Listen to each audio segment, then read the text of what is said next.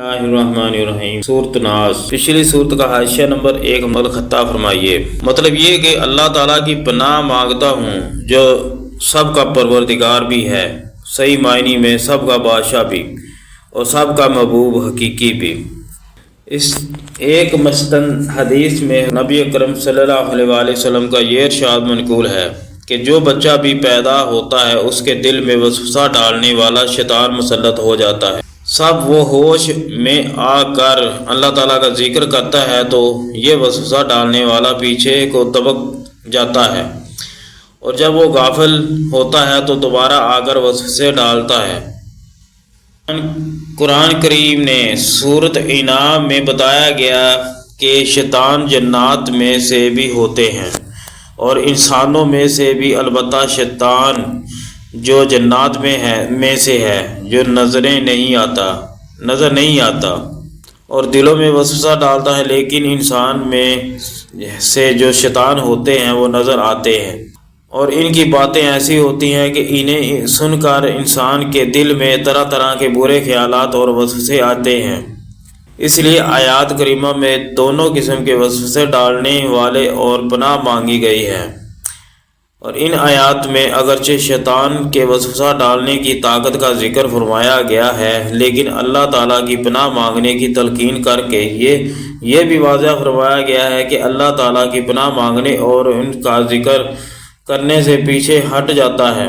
نیز سورۃ نساء میں فرمایا گیا ہے کہ اس کی چالیں کمزور ہیں اور اس میں اتنی طاقت نہیں کہ وہ انسان کو گناہ پر مجبور کر سکیں۔ میں خود اس کا اعتراف اللہ تعالیٰ نے نقل فرمایا کہ مجھے انسانوں پر کوئی اقتدار حاصل نہیں۔ یہ تو انسان کی ایک آزمائش ہے کہ وہ انسان کو بہکانے کی کوشش کرتا ہے، لیکن جو بندہ اس کے بہکانے میں آنے سے انکار کر کے اللہ تعالیٰ کی پناہ مانگ لے تو شیطان اس کا کچھ بھی نہیں بگاڑ سکتا۔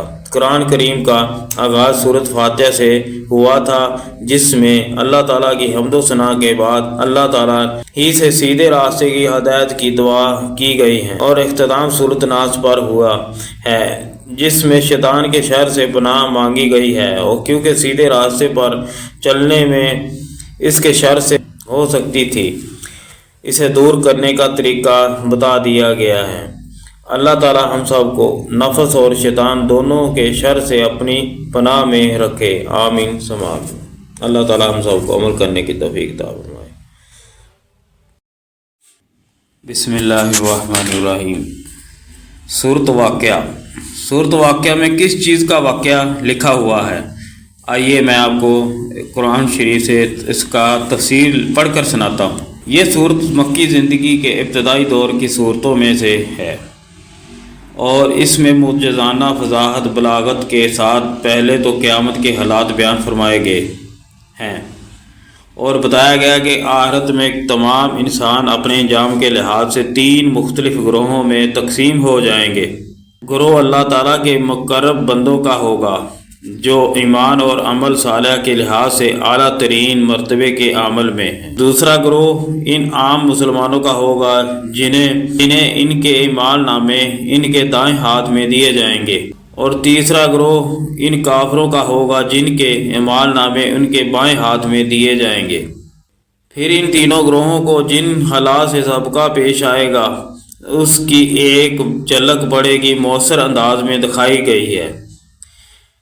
اس کے بعد انسان کو خود اس کے اپنے وجود اور اپنی نعمتوں کی طرف توجہ دلائی گئی کہ سب کچھ اللہ تعالیٰ کی عطا ہے، اور اس کا تقاضا یہ ہے کہ انسان اس کا شکر بجا لائے، اس کی وحدانیت کا اعتراف کرے اور اس توحید پر ایمان لائے۔ پھر آخری رکوع میں قرآن کریم کی حقائق کا بیان فرماتے ہوئے انسان کو اس کی موت کا وقت یاد دلایا گیا ہے کہ اس کا وقت وہ کتنا ہی بڑا امیر آدمی سمجھا جاتا ہو، اور نہ تو خود اپنی موت سے چھٹکارا پا سکتا ہے اور نہ اپنی کسی محبوب کو موت سے بچا سکتا۔ لہٰذا جو پروردگار موت اور زندگی کا مالک ہے، وہی مارنے کے بعد بھی انسان کے انجام کا فیصلہ کرنے کا حق رکھتا ہے، اور انسان کا کام یہ ہے کہ کی عظمت کے آگے سر بسجود ہو۔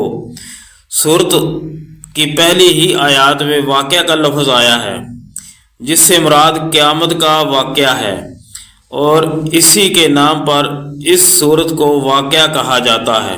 یہ ویڈیو اچھی لگے تو اس کو لائک اور فالو لازمی کرنا۔